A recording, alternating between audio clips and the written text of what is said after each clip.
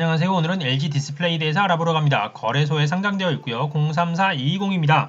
유명한 종목이니까 다들 아시긴 할 텐데 세부적인 이슈와 함께 실제 재무제표는 어떻게 흘러가는지 상세하게 한번 뜯어보기 위해서 이번에 한번 선정해봤습니다. 디스플레이 관련 관심을 가질 때가 차차 다가오는 것 같기도 하고 보기에 따라서 한 발 늦었다고 판단하실 수도 있지만 실적 개선에 관한 얘기가 이제 나오고 있고 아직 3분기 실적이 끝나지도 않은 시점이니까 아직은 기대감을 가져도 되지 않을까 싶어서 선정해봤습니다. 먼저 실적부터 보고 가시죠. 역시 사이즈가 엄청난 기업인데요. 제가 자주 다루던 몇천억대의 기업과는 비교가 안 되는 수준인데 여튼 매출부터 보면 꾸준하게 감소를 하고 있습니다. 2017년 27조 8천억 수준의 매출이 2019년에 23조 4,700억으로 줄어들었습니다. 디스플레이 업계의 불황뉴스를 스치듯이라도 들어보신 분이라면 크게 충격적이진 않을 것 같고요. 여기에 더해 영업이익을 보게 되면 2017년에 2조 4천억대의 영업이익이 났지만 꾸준하게 줄어들더니 2019년에는 영업 손실을 기록했고요. 당기 순손실 같은 경우에는 2018년부터 기록되고 있다는 것을 확인할 수가 있습니다. 매출의 사이즈가 큰 만큼 영업 손실이나 당기 순손실 역시도 사이즈가 큰데요. 여기에 이어서 2020년의 숫자도 보게 되면 매출도 줄어들고 있고 적자가 지속되고 있는 와중에 그 폭도 더 늘어났음을 확인할 수가 있습니다. 이까지 실적으로만 보면 부정적으로 보이는데 하나하나 뜯어가면서 자세히 살펴보도록 하죠. 먼저 실적이 부진한데도 불구하고 최근 시장에서 주목을 받고 있는 이유는 이같이 3분기에 흑자 전환이 전망된다는 이슈 때문에 주목을 받고 있습니다. 실제 조금만 검색을 해보면 하반기부터 LG 디스플레이뿐만 아니라 삼성 디스플레이 역시도 실적이 개선되기 시작할 것이라고 예측되는 내용의 기사나 글을 많이 확인할 수가 있었는데요. 이 같은 흐름이 LG 디스플레이 역시 마찬가지인 것입니다. 그 흐름의 시작점을 좀 더 찾아가 보면 2018년 초반까지만 하더라도 3만원대였던 주가가 실적 악화로 꾸준하게 떨어졌다고 하는데 2020년 6월의 경우에는 만원 초반대까지 떨어졌었습니다. 그리고 이같이 증권사에서 실적의 개선을 예상하고 있는데 이에 관해서는 크게 두 가지, 먼저 POLED, 플라스틱 OLED의 해외 선전을 먼저 꼽고 있고요. 이와 함께 해외에서 LCD 패널 가격의 긍정적 흐름에 따라서 매출이 호조로 움직일 것이라고 예측되고 있다고 합니다. 아무래도 LG 디스플레이 같은 경우에는 글로벌한 디스플레이 기업이고 디스플레이 업계 전반에 영향을 끼치는 기업이기 때문에 디스플레이 업계 전반에 대한 이해를 넓히기 위해서 업계 상황을 좀 더 살펴보도록 하죠. 이 같은 것을 종합적으로 보기 위해서 먼저 LG 디스플레이 관점이라면 OLED에 대해서 살펴봐야 할 것 같은데요. 미래 디스플레이 같은 경우에는 OLED가 중심이 되긴 할 텐데 LCD 시장을 집어삼킨 중국이 OLED 역시도 욕심을 내고 있다고 하는 기사의 내용입니다. 기존에는 LG 디스플레이가 TV용 OLED 패널 시장을 독점하고 있었지만 내년 2월 그러니까 2021년 2월부터는 중국의 3위 디스플레이 업체 HKC가 대형 OLED 패널 공장을 가동한다고 합니다. 이에 따라서 OLED 산업 자체가 LCD의 전철을 밟는 게 아닌 건가 하는 우려 섞인 말이 나오고 있다고 하는데요. LG 디스플레이 같은 경우에는 기존에 경기 파주 공장에서 대형 OLED 패널을 월 7만 장을 생산했었고 그 이후에 광저우 공장을 통해서 월 13만 장까지 증가할 수 있었는데 이렇게 된다면 OLED TV를 연 1000만 대 가량 제조할 수 있는 물량이었다고 합니다. 여기에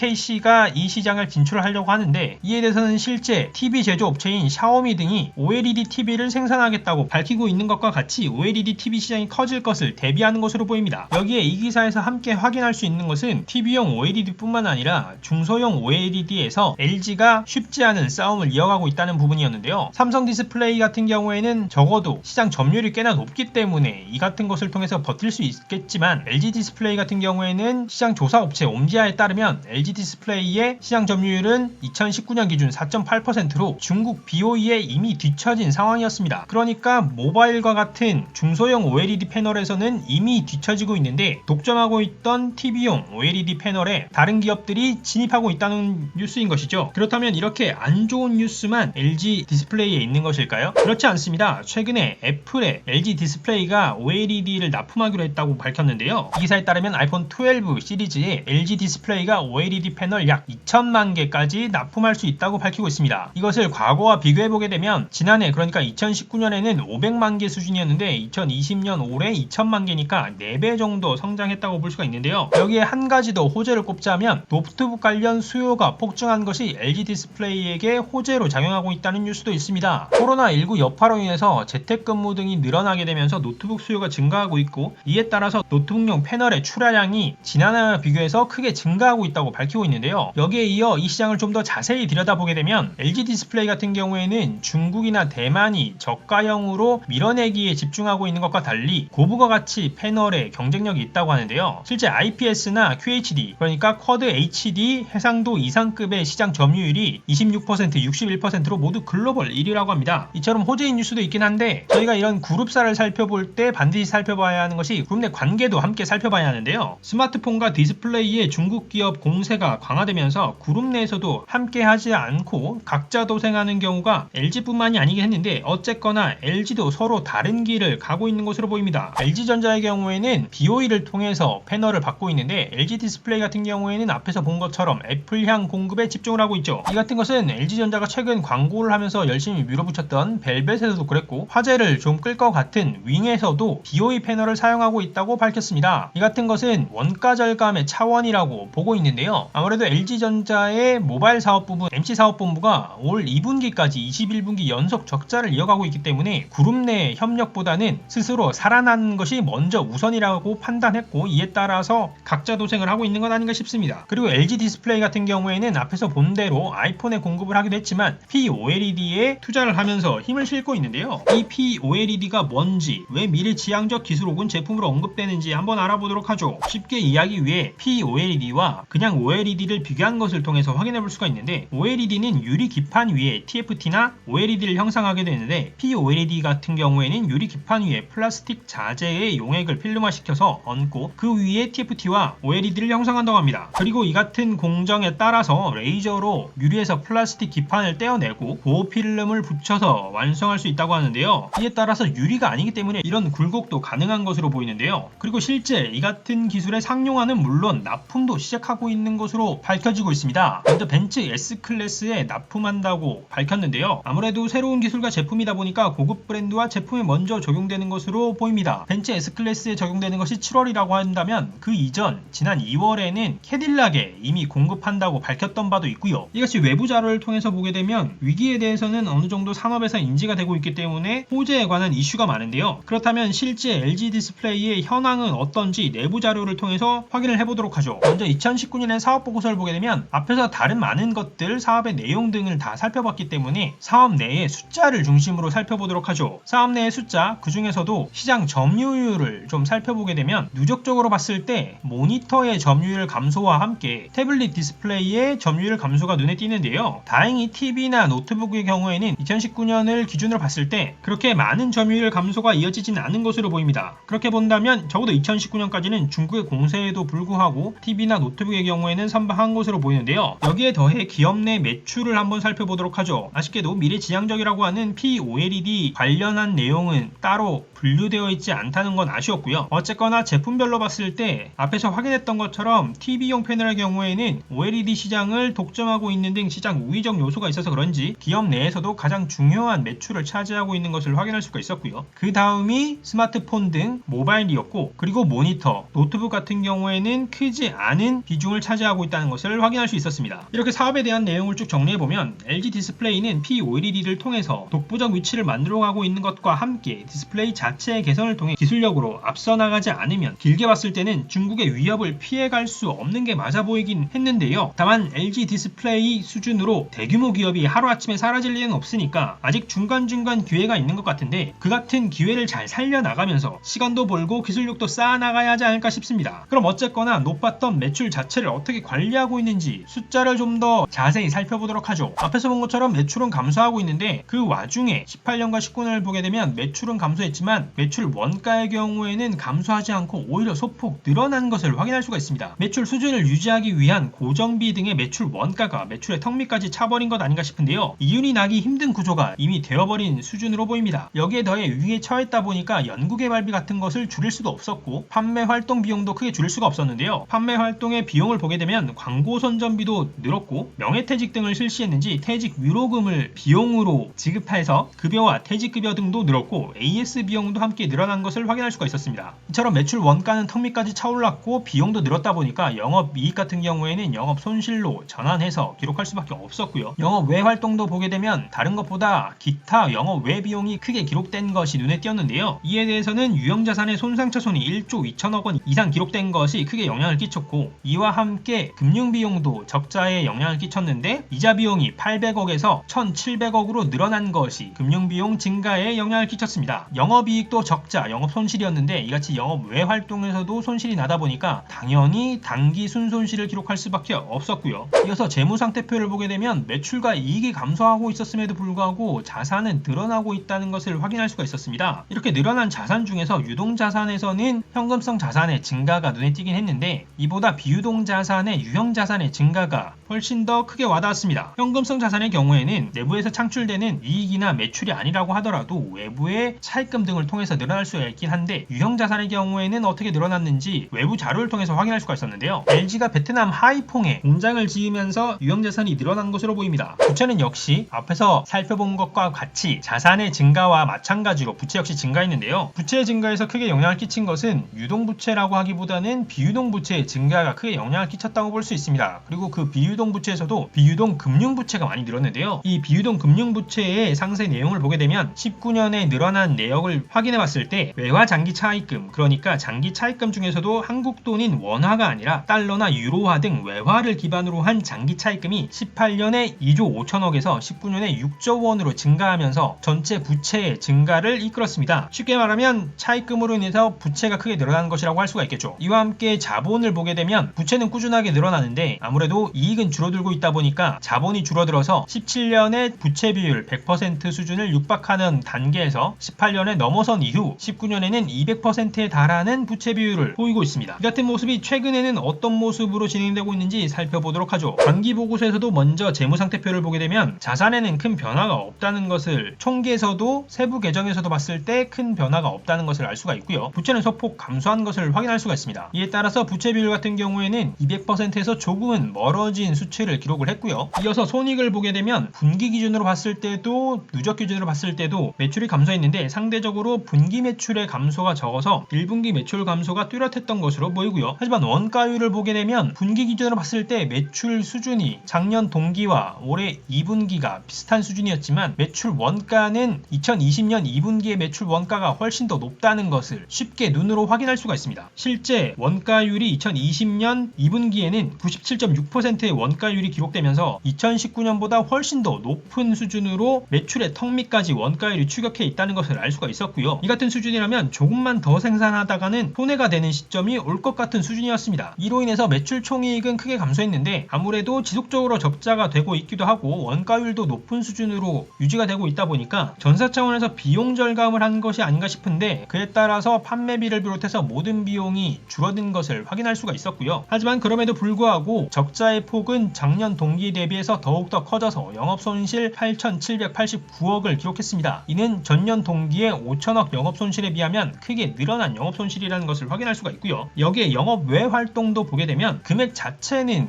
전년 동기에 비해 봤을 때 다 커지긴 했는데 실제로 실질적인 영향을 끼친 것은 기타 영업의 비용이 크게 기록된 부분이었습니다. 이 같은 것은 외화 환산 손실 등 코로나 시기에 따라서 외화 관련 이슈가 터지면서 기타 영업의 비용도 그렇고 수익에서도 그렇고 모든 부분에서 외화 관련 이슈가 커지면서 결국에는 손실이 더욱더 크게 기록되었는데요. 이에 따라 당기순이익 같은 경우에는 당기순손실 7천억 적자로 기록되었습니다. 사실 기업 규모 자체가 굉장히 큰 기업이다 보니까 이런저런 홍보 자료와 증권사의 적극적인 주가 제시를 통해서 3분기 이후에 기대할 만하겠구나 하는 생각이 들긴 했지만 그 같은 외부 자료가 없었다라고 하고 숫자만 가지고 봤다라고 하면 정말 앞날이 깜깜하다고 생각했을 수준으로 나빠진 숫자들이었습니다. 나빠진 원가율에 부족한 이익을 메우기 위해서 끌어온 차입금 그리고 그 차입금에 대한 이자 비용 등 심각하다고만 생각했을 것 같은데요. 이 같은 내외부의 이슈에 대해서 투자자들은 어떻게 반응하고 있었는지 주가의 흐름을 한번 확인해 보도록 하죠. 코로나로 빠진 주가가 있긴 했지만 다른 기업들과 다르게 코로나 이전 수준의 주가를 회복하지 못하고 있는 것을 확인할 수가 있습니다. 주봉으로 보더라도 한동안 회복하지 못했다는 것을 확인할 수가 있는데요. 그러다가 앞에서 확인해 봤던 것처럼 아이폰에 공급을 하겠다는 이슈와 함께 벤츠에 공급되는 POLED 이슈 등으로 인해서 주가가 상승하긴 했었습니다. 그리고 8월 중순에는 TV 패널 가격이 상승한다는 이슈와 함께 하반기 실적에 대한 기대감이 반영되면서 주가 상승을 이끌었었고 지금까지 이어지고 있는데요. 그리고 그 같은 상승에 대한 반작용으로 최근 며칠간은 하락을 이어가는 모습이었습니다. LG 디스플레이를 떠나서 최근 전체 흐름 장을 봤을 때 하반기 실적에 대한 기대감을 가지고 간다고 하면 아직 코로나 이전 수준의 주가가 제대로 회복되지 못한 만큼 이렇게 며칠간 눌려진 주가가 반등하는 모멘텀도 나올 것 같고 그렇게 본다면 실적 발표를 하는 시즌까지는 등락은 거듭하되 상승 추세를 이어가지 않을까 싶습니다. 다만 아직까지 디스플레이에서는 독보적이거나 독점적인 무언가가 부족해서 안정감이 떨어지는 부분이 있고 그래서 급격한 상승 구간은 어렵지 않을까 싶기도 하고 장기적으로도 찜찜한 부분이 계속 있을 것 같습니다. 같습니다. 그래서 지지부진하게 상승하는 듯 아닌 듯 하면서 주가가 오르지 않을까 싶기도 한데요. 개인적으로는 이 같은 우려를 불식시키는 POLED 관련 호재나 실적이 계속해서 들려왔으면 좋겠네요. 자, 이번 영상에서는 과거에 주름 잡던 LG 디스플레이에 대해 알아봤습니다. 반도체가 산업의 쌀로 자리매김하면서 기술력을 중심으로 한국 산업의 중심으로 자리매김했던 것처럼 디스플레이 역시도 기술력을 바탕으로 중심을 잡았으면 하는 바람이 있고요. 오늘 이 영상을 시청하시는 모든 투자자 여러분의 투자에 이 영상이 도움이 되었으면 합니다. 그럼 저는 다음에 또 새로운 정보와 주식으로 찾아뵙도록 하겠습니다. 감사합니다.